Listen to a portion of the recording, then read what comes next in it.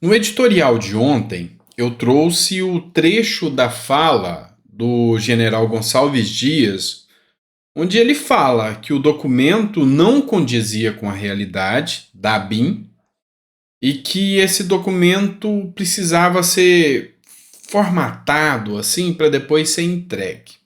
E aí, não sou eu que estou dizendo, o Chico Vigilante, que é o líder da CPI da Câmara de Brasília, diz que é muito grave, porque ele está afirmando que alguém falsificou o documento. E quando se perguntou ao general Gonçalves Dias, mas quem falsificou esse documento, quem produziu esse documento que não condiz com a realidade? Aí o Gonçalves Dias falou, foi o Saulo. Saulo era o líder da ABIN, o diretor da ABIN no governo Lula, que entrou no dia 1º de janeiro.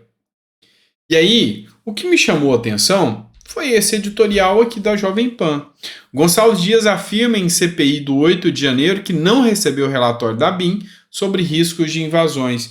E aqui, em momento algum, foi citado a fala do Gonçalves Dias. Em momento algum, aquele trecho que foi veiculado, foi pelo deputado Luiz Lima, não está aqui.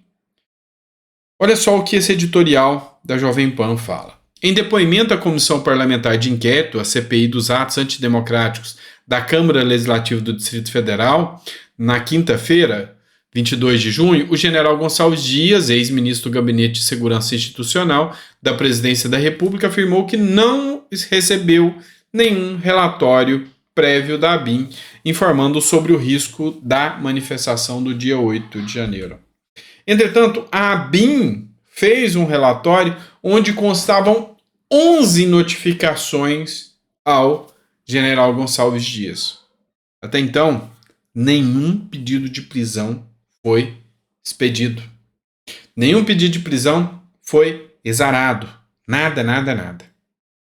O que me chama a atenção é que em lugar nenhum das mídias isso está sendo veiculado.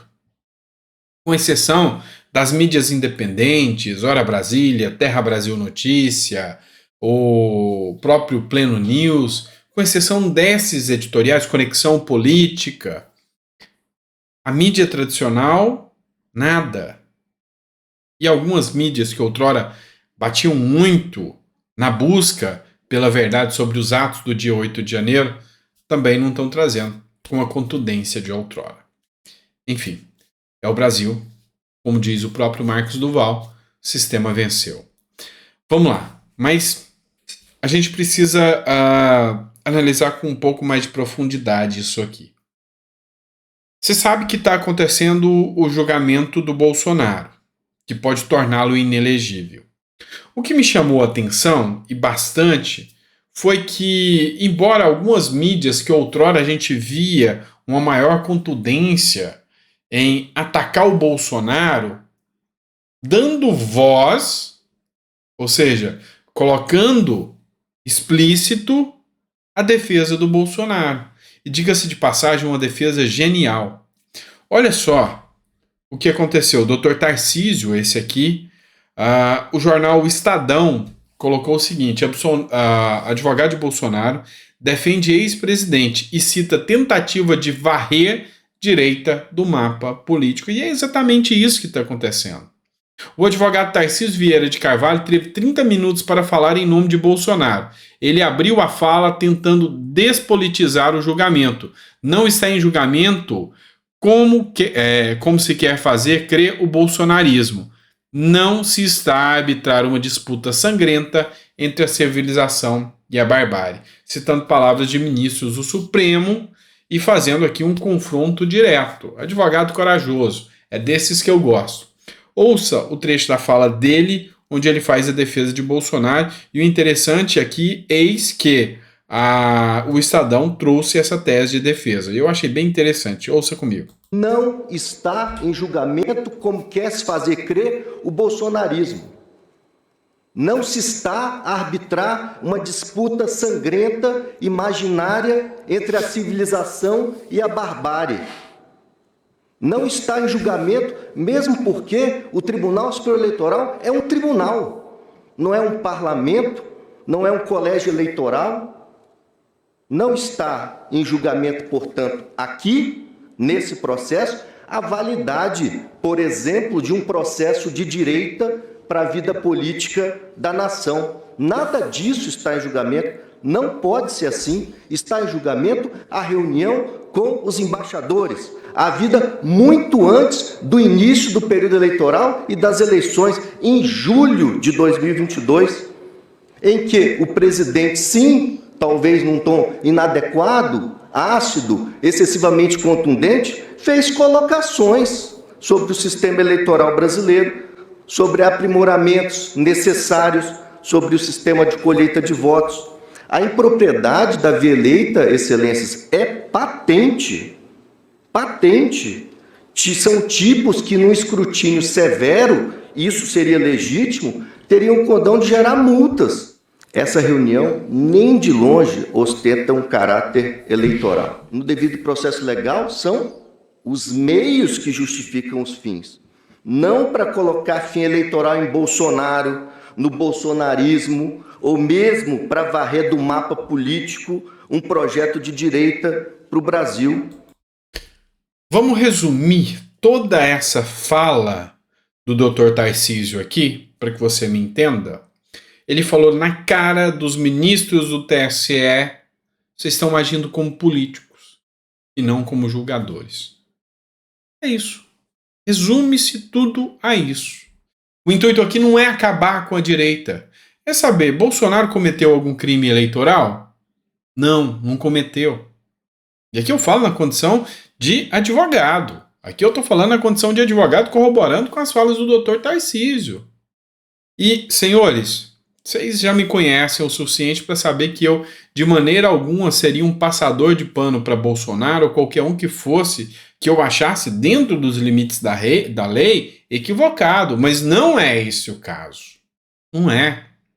De forma alguma, o que a gente vê hoje é instrumentalização do judiciário para fins políticos, conforme narra genialmente aqui o Dr. Tarcísio. É simples assim. É simples assim. Mas vamos lá, pessoal. Partindo para outra editorial aqui para vocês, vamos lá. CNN Brasil. E agora, faz o L, acorda mais cedo e trabalha mais. A arrecadação federal, ou seja, os impostos que você pagou, somam 176 bilhões de reais em maio. É o maior valor já arrecadado desde 1995. Essa matéria do CNN. Você tem noção da gravidade de que desde 1995 ninguém te esfolou, te extorquiu, te arrancou tanto dinheiro quanto agora?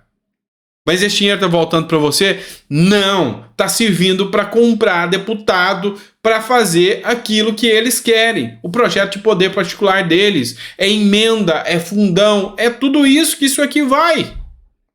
Então, quando você pegar um certo esquerdista, petista aí, que vai comemorar essa infame informação de que a arrecadação foi recorde, achando que isso é uma coisa boa, lembra que Lula gastou 13 vezes mais do que Bolsonaro só em propaganda. Ou seja, você está pagando, você está trabalhando mais, você está contribuindo mais, trabalhando por mais tempo. E diga-se de passagem, 147 dias, ou seja, mais de 4 meses do seu labor, do seu trabalho, é só para pagar imposto. E nesse ano vai ser mais. Para Lula criar uma TV só do PT. Tá bom ou quer mais? Você quer mais? Eu tenho mais para você. Matéria do Paulo Capelli aqui. Ministros de Lula já superaram os 4 anos de Bolsonaro em gastos. E detalhe, sem licitação. E detalhe, sem licitação cheira ou beira a ilegalidade. Tá, mas doutor, tá previsto na Lei 8666 a possibilidade da dispensa de licitação. A dispensa de licitação é uma das formas mais fáceis de conseguir o apadrinhamento. E aí, Não bastasse isso, um gasto 4 vezes maior. E aí, faz o L, mas faz o L com bastante tesão, para você saber que amanhã cedo você vai acordar e talvez trabalhar de 7 da manhã até 11 horas da manhã só para pagar imposto. O resto do dia, se você trabalhar até às 7, 8 horas, esse é seu. E ainda tem idiota que vai comemorar esses dados informados como se essa arrecadação fosse algo bom. É o que a mídia está fazendo. Pois bem, é burro quem quer. Obrigado por ter ficado até o final. Grande abraço e até o próximo editorial.